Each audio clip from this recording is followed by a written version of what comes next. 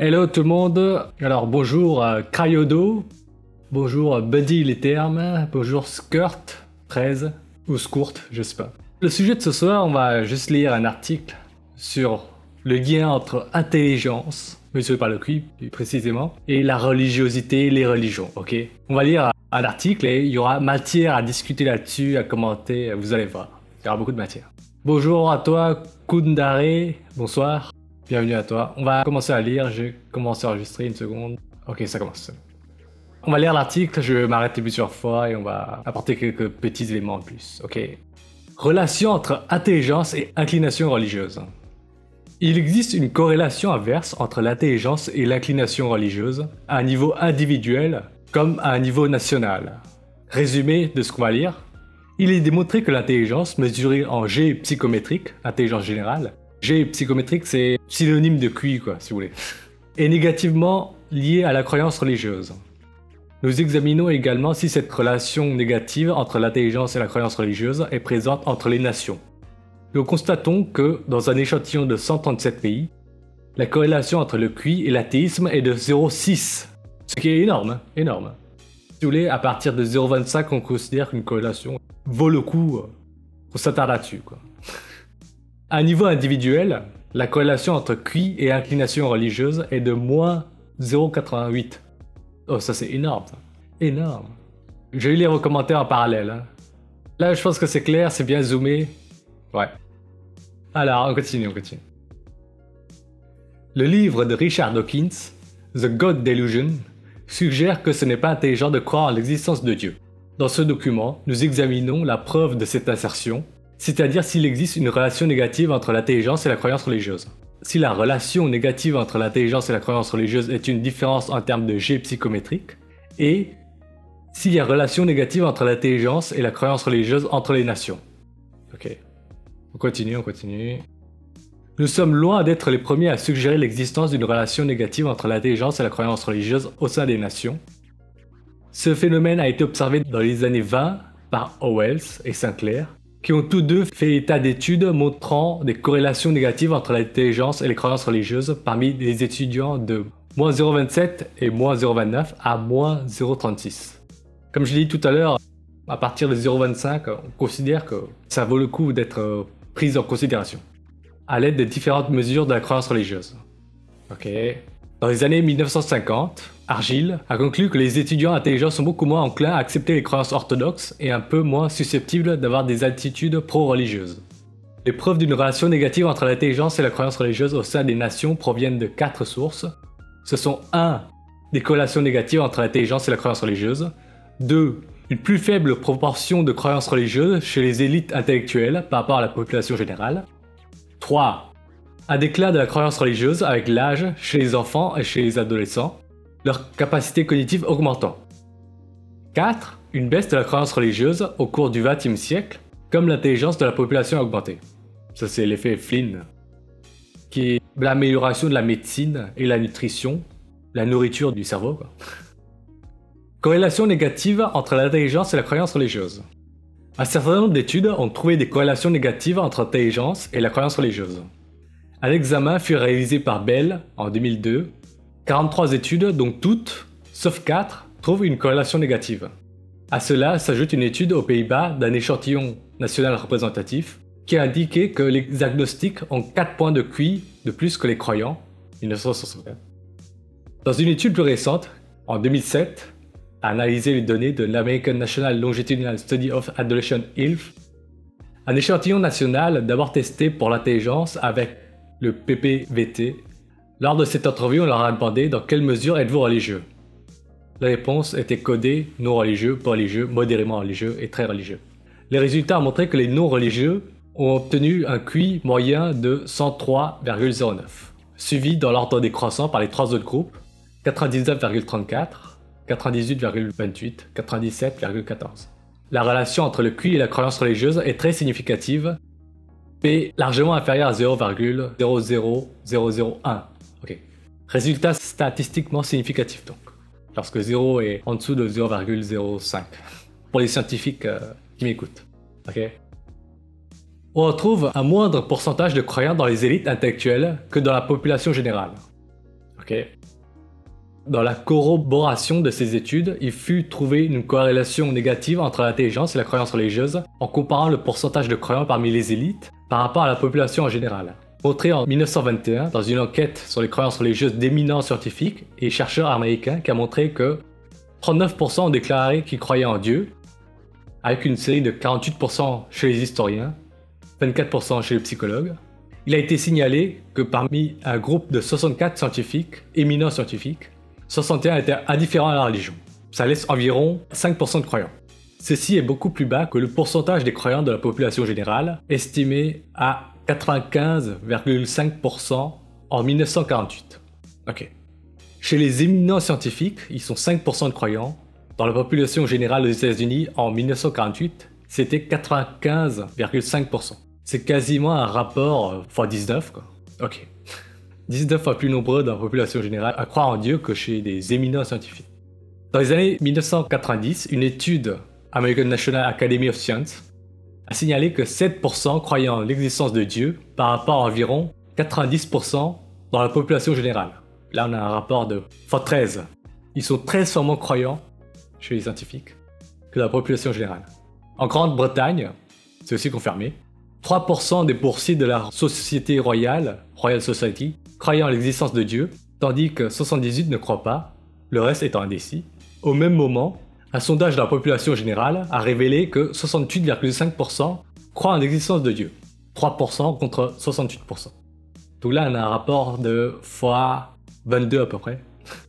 Très intéressant. Crayodo a dit dans le chat, est-ce que c'est des théistes ou des déistes? Bonne question, bonne question. Je suppose que lorsque les gens disent croire en Dieu, c'est adhérer à une religion, c'est-à-dire le Dieu théiste. Le déisme n'est pas vraiment une religion, il me semble pas. On verra plus tard. Après, il y a des précisions sur les différentes positions religieuses. Vous allez voir. Je vous spoil un peu. Je pense qu'il parle de théistes ici. Baisse de la croyance religieuse avec l'âge chez les enfants et chez les adolescents. Au cours de l'adolescence et à l'âge adulte, tandis que la capacité cognitive augmente, cela a été constaté aux États-Unis pour la tranche d'âge des 12 à 18 ans en 1944, qui ont rapporté que parmi les enfants de 12 ans, 94 déclarent « Je crois qu'il y a un Dieu », tandis que chez les 18 ans, ça a chuté à 78%. De même en Angleterre, dans la tranche d'âge 5-16 ans, la croyance religieuse étant mesurée par des questions telles que « Dieu signifie beaucoup pour moi » et « Je pense que les gens qui prient sont stupides », etc. Le score du tableau 1, attendez là. Chez les 5-6 ans, ils sont entre 87 et 96% à croire en Dieu. Chez les 15-16 ans, ça tombe à 50-70%. Score pour boys and girls. Apparemment, les filles sont plus enclines à croire en Dieu. Chez les garçons, on passe donc entre 5 ans et 16 ans, on passe de 87% à 55%. Et chez les filles, on passe de 96% à 70%. Des baisses significatives en 10 ans. C'est un peu comme le Père Noël. On reparlera du Père Noël tout à l'heure. C'est prévu. On finit juste de lire ce paragraphe. Les filles obtiennent de plus hauts résultats et croient davantage que les garçons. Ok. Dans une autre étude, chez les 12-15 ans, dans une école protestante en Irlande du Nord, on constate des attitudes favorables à la religion qui ne font que baisser de façon significative chaque année d'environ 0,75 écart type sur les 4 ans. Punaise. Différence significative, P largement inférieure à 0,001. Ok. Pour les quelques scientifiques qui m'écoutent, je connais le p-value 0,05. Hein. Je ne fais pas semblant de ne savoir. Ces résultats sont résumés dans la table suivante. Ok. Alors. Juste une petite analogie avec la croyance en le Père Noël et une petite définition de l'intelligence aussi. On redéfinit l'intelligence, celle que je trouve la plus pertinente. L'intelligence, selon moi, c'est votre cerveau qui reçoit des informations à travers les 5 sens, les inputs, les informations qui rentrent, les données qui rentrent. Votre cerveau les traite, ces données, pour aboutir à des bonnes conclusions, des idées qui sont valorisées. Vous voyez ? Il y a des inputs, des informations qui rentrent, et des informations qui ressortent, que produit votre cerveau. Des idées, des créations, des conclusions, des outputs, quoi. Et ça, ce sont des outputs qui sont valorisés. L'intelligence, pour moi, c'est ça. C'est bien traiter l'information qui rentre pour faire ressortir des informations pertinentes, des conclusions, des idées, etc. Ok ? Input, output, voilà. Il faut que les outputs soient valorisés, quoi. L'information qui rentre, c'est par exemple, est-ce que le Père Noël existe ? Il y a quoi comme information liée au Père Noël? Il est censé distribuer à des centaines de millions d'enfants partout dans le monde en moins de 24 heures. Vous constatez avec la réalité que, par exemple, d'autres informations qui vous viennent en tête, c'est par exemple, pas tout le monde a des cheminées. Parcourir autant de maisons en 24 heures, c'est quand même un exploit physique extraordinaire. Donc la conclusion qui en ressort, les outputs, c'est certainement impossible. Le Père Noël n'existe certainement pas. Voilà. Si votre cerveau fonctionne bien et qu'il a bien traité les informations, normalement il doit en conclure que le Père Noël n'existe pas. Ok. Donc c'est un peu pareil pour les religions, quoi. Les religions affirment quelques trucs, on les contre-expertise avec notre savoir du monde, de comment fonctionne le monde, des preuves qui sont présentes ou non sur le terrain, pour en conclure est-ce que cette religion A, B, C, D est vraie ou pas. Ok. Plus on grandit, plus on a d'informations sur le monde, plus de données, de input qui nous permettent de conclure ou non, output, si le Père Noël existe ou non, si la religion que mes parents m'ont appris ou non est vraie ou pas. Je lis un peu vos commentaires. Oui, c'est vrai, à 95%, on ne peut pas être sûr que réellement la croissance soit liée à l'acceptation d'une religion. Normalement, le QI augmente à peu près jusqu'à milieu de la vingtaine ou début de la vingtaine, puis ça stagne et puis ça baisse. C'est pareil pour les capacités physiques. Notre apogée intellectuelle et physique se trouve au début de la vingtaine à peu près. La vitesse de traitement des données est un facteur d'intelligence. Oui. Ok. Bon, là, je viens de vous définir l'intelligence, je viens de vous faire une analogie avec le Père Noël. Si vous voulez, la religion, mais vous pouvez élargir ça à d'autres récits, pas forcément religieux. Pour simplifier très grossièrement, lorsque les humains interagissent, il y a une personne qui veut influencer l'autre et la personne qui se laisse ou non influencer. Je schématise très grossièrement, ok? Il y a des influenceurs, des dirigeants, des gens prosélytes peut-être, qui vous racontent une histoire, religieuse ou non. Vous traitez l'information, comme j'ai dit tout à l'heure. Les inputs, si vous ne croyez pas en ce que vous dit votre interlocuteur, vous dites « je ne te crois pas ». Voilà. Et en général, lorsqu'un mec vous raconte une histoire religieuse, un récit religieux, qui ne vous paraît pas crédible, vous lui dites et si votre QI traite bien l'information, vous lui dites je ne te crois pas. Voilà. Ça résume un petit peu tout ce qu'on a lu jusqu'à maintenant dans l'article. Ok. Scott Nictou a commenté « Je sais que c'est un peu hors sujet, mais du coup, ça pose la question de l'utilité de la religion pour les classes basses.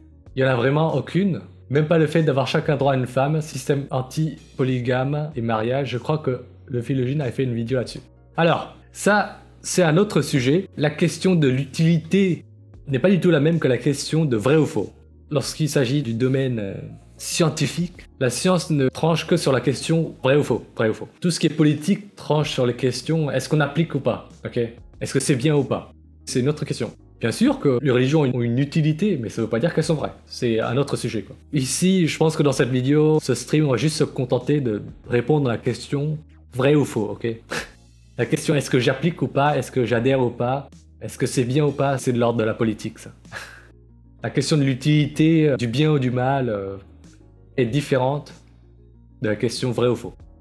Alors, Aldarov a demandé est-ce que la relation négative entre la religiosité et le QI est valable pour la religion juive?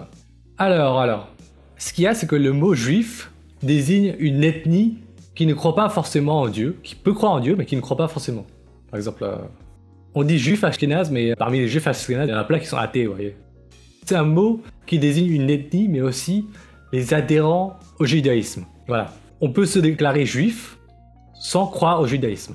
Il faudrait inventer un mot pour désigner les gens de l'ethnie juive, mais qui ne croient pas en Dieu. Sinon, oui, parmi les juifs, à l'intérieur de toutes les religions, on trouve une corrélation négative entre les pratiquants, le niveau de pratique parmi les croyants, mais aussi dans la séparation croyant-incroyant. Ok? Voilà. Mais on y reviendra plus tard lorsqu'on détaillera chaque religion. Il y a un passage dans l'article là-dessus, pour différencier islam, christianisme, judaïsme. Cryo2 a dit « Après, certains se disent croyants en une religion, mais croient-ils vraiment ou non ?» Après, on parlera du niveau de religiosité. Ça viendra après. Un peu de patience. Un peu de patience. Tout sera abordé. Ne vous inquiétez pas. Alors, deuxième tableau, ce qu'on a lu tout à l'heure. Entre 12 et 15 ans, on voit que le pourcentage de croyants diminue. 12 ans, 69%. 15 ans, 57%. Okay. Le déclin de la croyance religieuse au cours du XXe siècle. L'intelligence de la population ayant augmenté. Ça, c'est l'effet Flynn, qui a eu lieu en Europe, en Amérique, en Asie, surtout. Il a partiellement eu lieu au Moyen-Orient et en Afrique. Il existe des preuves du déclin de la croyance religieuse au cours des 150 dernières années où, dans le même temps, l'intelligence de la population a augmenté. L'augmentation de l'intelligence est un phénomène bien documenté qui est devenu connu sous le nom d'effet Flynn. C'est ce que je disais. Le déclin de la croyance religieuse a été démontré par les statistiques de fréquentation de l'Église et de la croyance en Dieu enregistrées dans des sondages d'opinion. Par exemple, en Angleterre, la fréquentation des églises est passée de 40% en 1850 à 35% en 1900, 20% en 1950, 10% en 1990. La participation des enfants le dimanche est passée de 30% de la population enfantine en 1900 à 13% en 1960, quasiment divisé par 3 en 60 ans. Les sondages Gallup montrent que 72% de la population en 1950 déclarait croire en Dieu, mais en 2004, ça a chuté à 58,5%. Il y a également une certaine baisse de la croyance religieuse au cours du siècle dernier aux États-Unis. Par exemple, on a demandé aux étudiants de Bryn Mawr s'ils croyaient en un Dieu qui répond à la prière.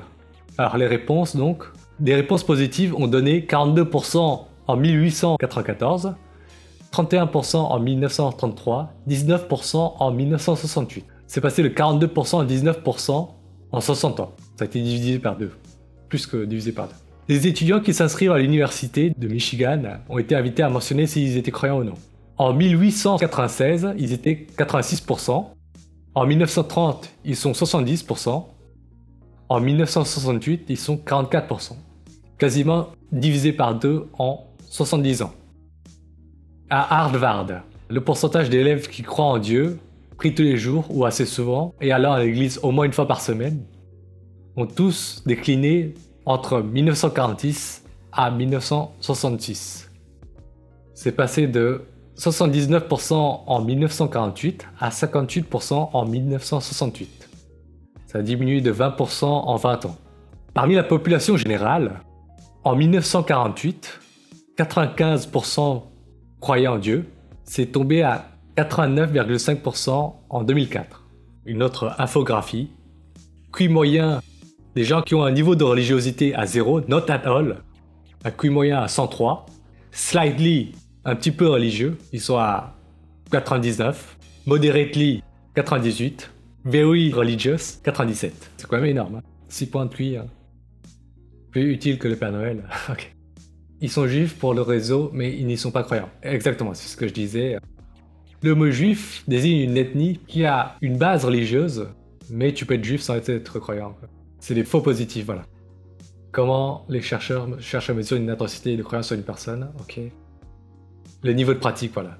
Ton niveau de croyance n'est pas le même si tu pries, tu vas dans ton lieu de culte, tu fais du prosélytisme, que si tu ne fais rien de tout ça, quoi. Ou que si tu fais ça partiellement. Y a-t-il une grande différence d'intelligence quand on a 5 points de QI en plus? Pour vous donner un ordre d'idée, il y a une différence d'à peu près de 8 points entre un infirmier et un médecin, par exemple. Il y a 8 points de différence de QI. Pour illustrer, si vous voulez. Est-ce que tu aurais les stats des religions en pourcentage de la population? C'est genre 10% de catholiques pratiquants, 20% d'islam, le reste athée.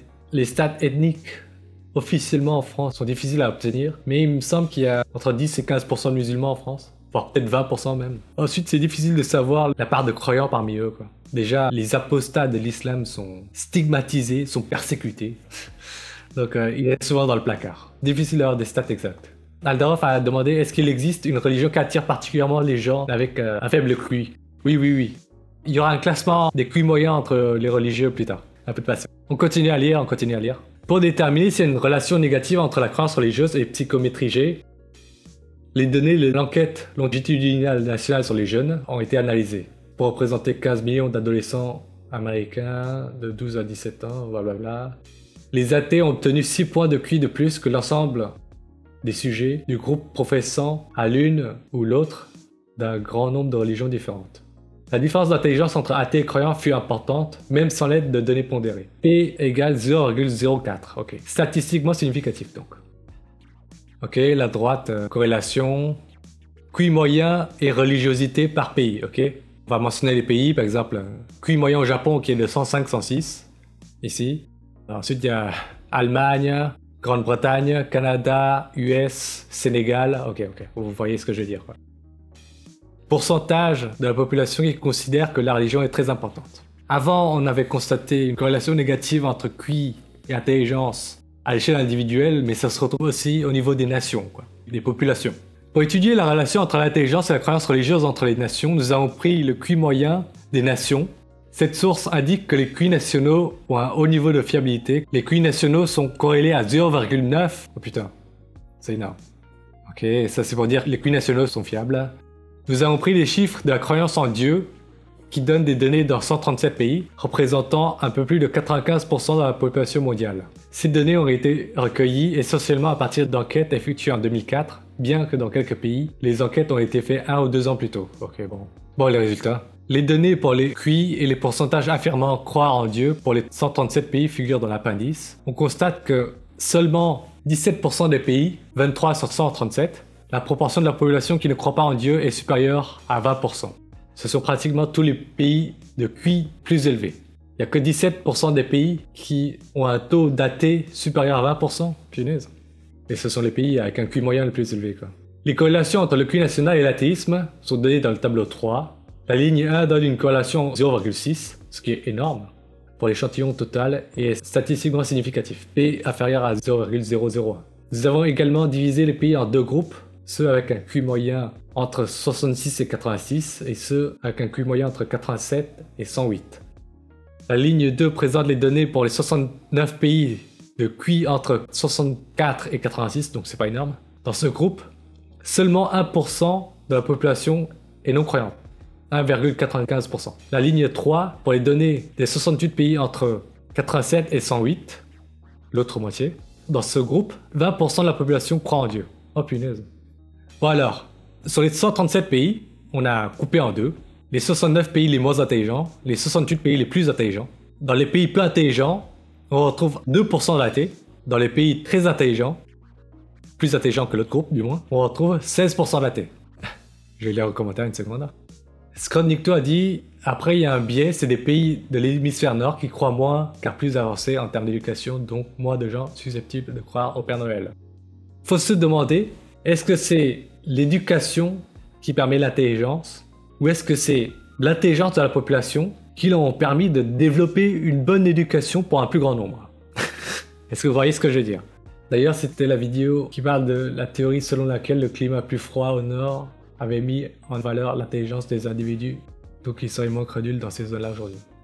Dans l'analogie que j'ai fait tout à l'heure entre influenceur et influencé, en Occident, en Europe, pendant très longtemps, il y avait une minorité de personnes qui proposaient un récit, une histoire, à une majorité de la population. Que par exemple, je sais pas, il y a un mec qui a ressuscité après avoir été crucifié sur une croix, par exemple. Pendant un moment, la majorité de la population y croyait. Et sur les dernières années, il y a un pourcentage de plus en plus important de la population qui dit « Je ne vous crois plus ». Voilà. Je ne crois plus au récit que propose cette minorité de dirigeants, d'influenceurs, qui proposaient par exemple le christianisme. Voilà. On n'y croit plus. C'est le développement d'un point de vue nutrition, médecine, qui ont augmenté leur QI, et ils ont fait fonctionner leur intelligence. Ils ont contre-expertisé le récit que leur proposait une minorité. Ils ont dit « On n'y croit plus ». Voilà. Ce phénomène commence à avoir lieu au Moyen-Orient, prochainement en Afrique, je pense. Si vous voulez, les gens qui dirigent ne cherchent pas forcément à vous faire sortir de la religion. Si vous adhérez à leur religion, c'est souvent vous leur accorder des droits, des privilèges sur vous, quoi. Le droit de régner sur vous. La fin de la croyance religieuse passe par la population. La population doit dire « on n'y croit plus », on exige que vous nous laissez organiser notre éducation, l'éducation de nos enfants, etc., etc. Parce que les dirigeants voudront toujours inclure dans l'éducation nationale l'enseignement religieux, quoi. C'est ce qui se passe encore aujourd'hui dans les théocraties islamiques. Hein. Par exemple, on n'enseigne pas l'évolution. On n'enseigne pas aussi, par exemple, que on ne trouve pas de traces de Noé, de Moïse, d'Abraham, tout ça. Non, on n'enseigne pas ça, puisque enseigner ça, ce serait donner des informations à la population pour qu'ils constatent que le récit de l'islam, c'est la merde, quoi. Ce n'est pas vrai. Voilà, quoi. On enseigne la religion au collège, au lycée, à l'université, dans les théocraties islamiques. Encore. Allez, on continue à lire. Discussion. Les résultats soulèvent 4 points d'intérêt. Tout d'abord, l'hypothèse avec laquelle nous avons commencé cette étude, qu'il existe une corrélation négative entre le QI et la croyance religieuse. Deuxièmement, nous avons montré que la relation négative entre l'intelligence et la croyance religieuse est une différence dans psychométrie G se constate dans la mesure de G du QI, quoi. Troisièmement, nous avons étendu cette hypothèse à l'examen de savoir si cette corrélation négative entre QI et croyances religieuses est présente entre les pays. C'est le cas. En utilisant les données de 137 pays, nous avons constaté une corrélation de 0,6 entre QI et incrédulité en Dieu. La mesure utilisée pour l'analyse entre les pays fut l'incrédulité en Dieu plutôt que de croire en Dieu. Nous croyons qu'on peut raisonnablement supposer que l'incrédulité de Dieu est très négativement en corrélation avec la croyance en Dieu. Par conséquent, nous concluons que la corrélation négative entre le QI et la croyance religieuse, qui a été trouvée dans de nombreuses études au sein des nations, est également présente entre les nations. Oui, parce que lorsqu'on fait des sondages entre les individus, on peut plus facilement mesurer le niveau de religiosité parmi les croyants. Alors que si on compare des pays, c'est difficile d'avoir un même questionnaire pour tous les pays sur le niveau de religiosité entre les croyants. Donc on mesure plus simplement les états croyants, pas croyants, de façon binaire. Voilà. C'est plus facile de mesurer le niveau de religiosité, donc c'est une mesure plus précise que de dire croyant, pas croyant, au sein d'un seul pays que d'avoir, on va dire, une même mesure entre 137 pays. C'est une question de moyens en fait. Deuxièmement, cette conclusion pose la question de savoir pourquoi il y a une corrélation négative entre le QI et la croyance en Dieu. De nombreux rationalistes vont sans doute accepter l'argument avancé par Fraser en 1922. L'esprit vif déclare la théorie de la nature religieuse insuffisante. La religion, considérée comme une explication de la nature, est remplacée par la science. D'autres ont supposé implicitement ou explicitement que davantage de personnes intelligentes sont les plus sujettes à questionner les dogmes religieux. Par exemple, Cullen et Arnold proposent qu'une plus grande maturité intellectuelle pourrait augmenter le scepticisme en matière de religion. Évidemment. C'est comme ce qu'on a dit avec le Père Noël, quoi. Le fait d'être intelligent permet d'analyser les inputs, les informations, nos connaissances du monde, pour en dégager les bonnes conclusions. Que par exemple, la religion qu'on nous propose n'est pas vraie. Engelhardt et Wetzel suggèrent que dans le monde pré-industriel, les humains ont peu de contrôle sur la nature, donc ils cherchent à compenser leur manque de contrôle physique en faisant appel au pouvoir de la métaphysique, qui semble contrôler le monde. Le culte est considéré comme un moyen d'influencer sur son sort. Il est plus facile d'accepter son impuissance si l'on sait que le résultat est entre les mains d'un être tout-puissant, dont la bienveillance ne peut être gagnée en suivant des règles rigides et prévisibles de contact. Ok. Une raison pour la baisse des croyances religieuses traditionnelles dans les sociétés industrielles est que le sentiment croissant de la technologie permet un contrôle sur la nature et diminue la nécessité de s'appuyer sur des pouvoirs surnaturels. Donc, j'ai déjà dit dans plusieurs vidéos, l'homme invente des objets, des outils, des technologies pour avoir plus de contrôle sur la nature, sur son destin. Donc du coup, il a de moins en moins de raisons d'accorder sa confiance au hasard, à une croyance surnaturelle, à une entité qu'il suppose bienveillante, surnaturelle. J'ai un peu vos commentaires une seconde là. VG Rose a dit « La plupart des subsahariens ne pratiquent pas de religion, et même le christianisme tient lieu du spectacle plus que de la vraie religiosité. Personne ne respecte vraiment les préceptes religieux. » Ok. Oui, mais il croit qu'il y a un paradis. Cryodo, j'ai une question. Comme le Coran a été écrit pour soumettre un peuple, quelle est l'utilité pour les élites de l'époque d'interdire la musique? Alors. Souvent, des dirigeants interdisent des formes. La musique, c'est une façon de transmettre de l'information, de façon rythmique, musicale. Si on interdit la musique, ça peut être interdire un canal d'information qui contredirait le récit religieux, par exemple, mais c'est aussi interdire un plaisir pour justifier l'épreuve de la vie terrestre qui justifie une récompense dans l'au-delà, vous voyez. Dans l'islam, on dit qu'il faut constater que baiser c'est sale, les plaisirs de la vie c'est sale, boire de l'alcool c'est mauvais, pour justifier la récompense au paradis qui est de baiser des vierges et boire de l'alcool pendant l'éternité, après la mort. Je sais pas si ça répond à ta question, Cryodo. Scott Nicto ressort l'argument « Oui, mais beaucoup de scientifiques étaient pourtant religieux. Statistiquement, ça ne se vérifie pas. » Voilà. Déisme, sûrement, le fond d'eux est quand tu influences à une religion dès le plus jeune âge. Okay. On continue à lire. Troisièmement, il existe quelques exceptions à la règle générale dans la relation linéaire entre le QI et l'incrédulité à travers les nations.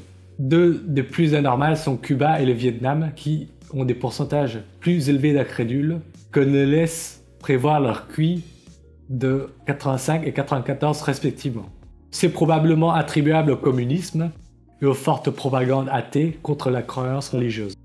En outre, il a parfois été suggéré que le communisme est lui-même une forme de religion dans laquelle Das Kapital est le texte sacré, Lénine étant le Messie, ok, blablabla, ok. Quatrièmement, les États-Unis ont un très faible pourcentage d'incrédules en Dieu, 10%, pour un QI moyen élevé. Le pourcentage d'incrédules en Dieu aux États-Unis est beaucoup plus faible que dans le nord-ouest, le centre de l'Europe. Un facteur qui pourrait fournir une explication possible à cela est que beaucoup d'Américains sont catholiques. Le pourcentage de croyants dans les pays catholiques en Europe est généralement plus élevé que dans les pays protestants. Bon, je commence à fatiguer à force de lire, mais je continue. Désolé si je perds la voix un petit peu. Une autre contribution possible est l'émigration de ceux qui détiennent de fortes croyances religieuses.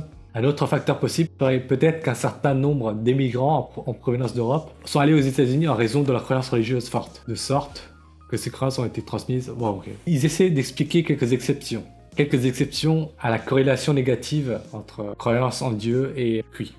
Sixième point, QI moyen par religion. Ok. Le tableau ci-dessous reprend les différents mouvements religieux américains et leur classification, athéiste, agnostique, libéral et dogmatique. Les juifs ashkénazes en Amérique ont la plus grande proportion d'individus à QI élevé. 33% des juifs américains ont un QI supérieur à 120. On en a parlé dans une précédente vidéo du QI des juifs ashkénazes. Ils sont suivis par les anglicans, les athées et les agnostiques, avec respectivement 29,25%, 19% d'individus avec un QI supérieur à 120. Les religions dogmatiques attirent davantage les bas QI. Les musulmans ont la plus faible proportion d'individus doués, 4%, suivis par ordre ascendant par les baptistes, 8%, les pentecôtistes, 9% et les mormons, 11%. Le facteur racial est évidemment à prendre en compte. Les juifs ashkénazes ont génétiquement un QI plus élevé, on en a parlé dans une vidéo précédente. Les moyen-orientaux et les nord-africains ont au contraire une plus faible intelligence et constituent la majorité des musulmans. Les baptistes et les pentecôtistes ont une plus grande part d'afro-américains. Alors, ce tableau, pourcentage de la population qui a un QI supérieur à 120. High IQ fraction. Tout en haut, on trouve Jewish, 33%. Comme j'ai dit, le mot Jewish désigne à la fois l'ethnie et à la fois les personnes qui adhèrent au judaïsme. Tout en bas, on retrouve Muslim. Dans l'ordre, Jewish, ensuite on a anglican, ensuite on a athéiste, agnostique, Bible Church, puis ça descend jusqu'à Muslim tout en bas. Chez les Américains blancs, européens, les athées ont un QI moyen légèrement plus élevé que les agnostiques, suivis par les religieux libéraux, puis par les religieux dogmatiques qui ont la plus faible intelligence, la plus basse intelligence. Être dogmatique, c'est être rigide d'un point de vue religieux, quoi, pour définir très simplement.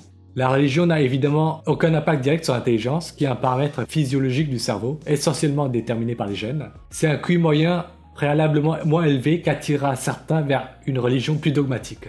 Pré-rationnelle avec pensée magique, règles fixes de comportement, accent mis sur les péchés, besoin d'expiation. Voilà. Comme je dis, quand on a un bas QI, les gens qui nous proposent un récit, une histoire religieuse, qui, même si, d'un point de vue raisonnement, d'un point de vue logique, elle ne paraît pas vraisemblable, les gens à bas QI sont crédules, vont mal traiter l'information, les inputs, et aboutir à une mauvaise conclusion, un mauvais output que cette religion est vraie. Tandis que les plus hauts QI préféreront des explications rationnelles et l'athéisme, voire les religions plus libérales permettant la réflexion et l'interprétation, dont les adeptes ont un QI intermédiaire. Ça résume un petit peu le tableau qu'on a vu précédemment. Ce tableau-ci qui permet de catégoriser les athées, mais aussi parmi les croyants, les non-athées, donc le niveau de religiosité. C'est la différence entre... On retrouve aussi dans ce tableau-là les catégories « je ne crois pas en Dieu »,« je crois en une religion assez libérale »,« je crois en une religion très dogmatique ». Voilà, on continue. Liste des pays, QI moyen et fréquence des athées. Par exemple, en Afghanistan, le QI moyen n'est pas très élevé, 84. Le pourcentage d'athées n'est pas énorme, 0,5%. Par exemple, on va prendre un pays comme la Chine, qui est, je crois, dans le top 5 des pays les plus intelligents, en moyenne. On retrouve quoi? China, 105, pourcentage d'athées, 12%. Ensuite, il y a quoi? Il y a Japon, je crois. Japon, 105 de QI, 65% de non-religieux. Ensuite, la différence paraît énorme, mais il faut voir si c'est des religions dogmatiques ou pas. Il y a des religions qui ont des fondations moins surnaturelles. Par exemple, le bouddhisme est moins surnaturel que le christianisme ou l'islam, par exemple. Dans le christianisme, il y a un mec qui marche sur l'eau, qui multiplie les pains, qui ressuscite. Dans l'islam, il y a un mec qui vole sur un âne volant, qui découpe la lune en deux, des choses comme ça, quoi. Il y a moins de surnaturel dans le bouddhisme, par exemple. Vous voyez ce que je veux dire? Chaque point représente un pays entre pourcentage d'athées et QI moyen. Les pays avec un QI à 90 et inférieur comportent très peu d'athées, quoi. Il semblerait que la limite 90 soit un niveau d'intelligence seuil pour que le nombre d'athées commence à augmenter de façon significative. Ok, ça c'est la bibliographie. Alderoff a dit, plus les personnes intelligentes remettent en question une religion, plus cette religion est considérée comme dogmatique. Je suis pas sûr de comprendre ta question. Je dirais plutôt que déjà la définition de dogmatique, qui a des opinions bien arrêtées, qui les considère comme des vérités absolues, qui les exprime de manière autoritaire, catégorique, péremptoire. Ok. Par exemple, l'islam affirme que le Coran est le verbatim de la parole de Dieu, que tout ce qu'il y a dans le Coran est vrai, à 100%. Ok. Ça c'est très dogmatique comme affirmation, quoi. Ok.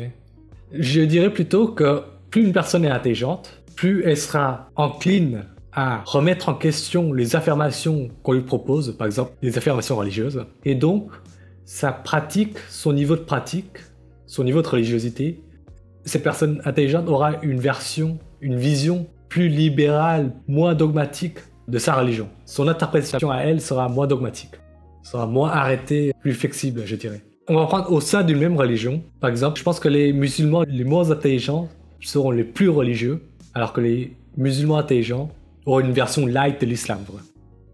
Je vais vous afficher la définition de dogmatique à 10 secondes. Dogmatique qui a des opinions bien arrêtées, qui les considère comme des vérités absolues et les exprime de manière péremptoire, autoritaire, catégorique, doctrinaire. Voilà.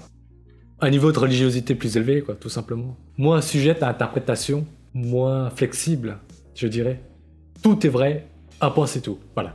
On pourrait résumer dogmatique par ça. Dogmatisme. Bref. Si vous voulez, un croyant extrémiste est plus dogmatique qu'un croyant modéré, quoi. Ou un croyant non pratiquant. On pourrait dire ça comme ça. On pourrait aussi résumer par le tableau qu'on a vu tout à l'heure. Ce tableau-là. Oui, Cryodo, en gros dogmatique, c'est le fait de ne pas être ouvert au débat. On pourrait dire ça comme ça, ouais. Akabil, BG, bonsoir. Tu arrives, c'est bientôt terminé. Je suis désolé. Bref, comme je l'ai dit au début, la religion, c'est des personnes qui influencent, dans toutes les interactions humaines même, hein. Il y a des personnes qui veulent influencer d'autres, qu'on pourrait appeler des influenceurs, et des personnes qui se laissent ou non influencer. En général, on a une minorité de dirigeants, d'influenceurs, qui proposent un récit à une majorité, le reste de la population, qui adhère ou non. Une minorité de dirigeants dans les théocraties islamiques, par exemple, ou indiennes, si vous voulez, qui proposent le récit de l'islam, le récit de l'hindouisme, et la majorité de la population y adhère ou non. Un pourcentage de la population dit « je vous crois » ou « je ne vous crois pas », selon leur niveau d'intelligence. Ce qui s'est passé dans l'Europe avec la Renaissance, les Lumières, l'Enlightenment, il y a eu un pourcentage de la population de plus en plus importante qui ont dit « on ne vous croit plus ». Voilà. Après contre-expertise, on ne vous croit plus. On ne croit plus aux récits religieux que vous nous proposez pour justifier votre pouvoir sur nous. Tout simplement. C'est ce qui s'est passé, quoi. On fera un autre live sur, par exemple, j'avais prévu qu'on fasse un autre live sur les réformes qui ont lieu actuellement dans les pays musulmans, lancées surtout par Mohamed Ben Salman, par exemple. Mohamed Ben Salman essaie de pousser une version de plus en plus light de l'islam en Arabie Saoudite. Clairement, je vais vous dire un truc, ce n'est pas lui qui décide. Je pense que les dirigeants en Arabie Saoudite ont des données, des pourcentages d'apostats qui augmentent et ils sont obligés de s'adapter à eux, quoi. Si vous voulez, Mohamed Ben Salman constate qu'il y a un pourcentage de non-croyants qui augmente en Arabie Saoudite et il est obligé de suivre le mouvement en proposant une façon de diriger de moins en moins religieuse. À Kabil BG, perso, j'ai grandi et vécu en Algérie jusqu'à mes 18 ans et je confirme tout ce que tu dis. Perso, dans ma famille, depuis des générations, nous ne sommes plus croyants. Voilà. Peut-on considérer le prophète Mohammed comme ayant été particulièrement intelligent en raison de son rôle crucial dans la propagation de l'islam? Alors oui, comme Cryodo l'a dit, il n'est pas sûr qu'il existe, hein, ce mec. Pas certain qu'il existe. Alors, il y a peut-être eu un mec qui s'appelle Mohammed, qui a été un leader politico-religieux, mais ce n'est pas du tout certain que les récits embellis qui ont été écrits autour de sa personne soient historiques. C'est juste un avatar d'Internet. Voilà. C'est comme si je vous disais, il peut très bien y avoir eu un mec qui s'appelle Jésus, mais c'est assez improbable que ce mec ait marché sur l'eau, vous voyez. Comme on sait très bien qu'il y a un mec qui s'appelle Raël ou Joseph Smith qui ont réellement existé, mais c'est pas sûr que Raël ait été en contact avec des extraterrestres ou que Joseph Smith ait parlé à l'ange Gabriel qui lui aurait demandé de rédiger le livre des Mormons. Un personnage peut avoir existé, mais tous les récits autour de sa personne, toutes les histoires qui ont été rédigées autour de sa personne, c'est pas sûr que ce soit historique. Voilà. Par exemple, la biographie de Mohammed, les hadiths, les traces écrites les plus précoces, anciennes qu'on a, datent toutes de plus de 100 à 150 ans après les événements qui sont censés relater, quoi. La biographie de Mohammed qui arrive plus de 100, 150 ans après le moment où il a vécu. Arrête de nous raconter tes conneries. On peut se demander si c'est crédible, ça, vous voyez. C'est certainement une biographie inventée par des dirigeants 100 à 150 ans après pour justifier une espèce de roman national des lois, par une justification divine, quoi. Justifier par une excuse divine des lois, une façon de régner, une façon de diriger, un roman national, une identité aussi. C'est juste un avatar d'Internet. Voilà. Est-ce que j'ai été clair? Qu'est-ce que vous en pensez? On a fini de lire l'article au cas où. J'ai dit tout ce que je voulais dire ce soir. Est-ce que vous avez des réactions, des commentaires? Si vous voulez, par exemple, ce qu'on voit en France, en Occident, dites-vous que les élites, les dirigeants ne sont en rien favorables à la laïcité. Ils sont favorables à la laïcité si un pourcentage de la population est suffisant, s'il y a un pourcentage suffisant de la population qui elle-même adhère à la laïcité. C'est comme ce que j'ai dit tout à l'heure avec Mohamed Belsaman. Mohamed Belsaman proposera une façon de diriger plus ou moins religieuse suivant le pourcentage de gens qui adhèrent ou non à l'islam dans son pays, quoi. Par exemple, Mohamed Belsaman ne pourra pas diriger de façon islamiquement rigoureuse s'il y a un pourcentage de la population qui ne croit plus en l'islam, quoi, tout simplement. Penses-tu que le wokisme et l'écologie sont les nouvelles religions? Oui. Pour moi, une religion, c'est quelque chose qui n'est pas forcément surnaturel, quoi. C'est juste, on vous propose des idées, un récit, et les gens y adhèrent ou non, vous voyez. Le quotient intellectuel est-il uniquement déterminé par la génétique? Je dirais qu'il y a une base génétique, et l'environnement, par la nutrition, l'éducation, la stimulation, permet ou non d'atteindre un plafond que propose la génétique. Voilà. Pour imaginez que l'intelligence, c'est un récipient. C'est une bouteille. C'est une bouteille. Ok? Le goulot, l'ouverture, la capacité de la bouteille est déterminée par la génétique, ok? Et le goulot de la bouteille, aussi déterminé par la génétique. Et comment vous remplissez cette bouteille est déterminé par l'environnement. Est-ce que vous allumez le robinet ou pas? Est-ce que vous nourrissez bien le cerveau? Est-ce que vous prévenez les maladies dans l'enfance, tout ça? Je ne sais pas si j'ai été clair. L'intelligence, imaginez que c'est une bouteille et l'environnement, c'est comment vous remplissez cette bouteille. Voilà. Parfois, c'est plus facile de remplir une bouteille avec une grande ouverture qu'une petite ouverture. Voilà. Est-ce que j'ai été clair? Je ne sais pas, il y a certainement des métaphores, des analogies plus pertinentes que la mienne, mais celle-là, je viens de l'improviser à l'instant. Là. Ok? Est-ce que vous avez mieux?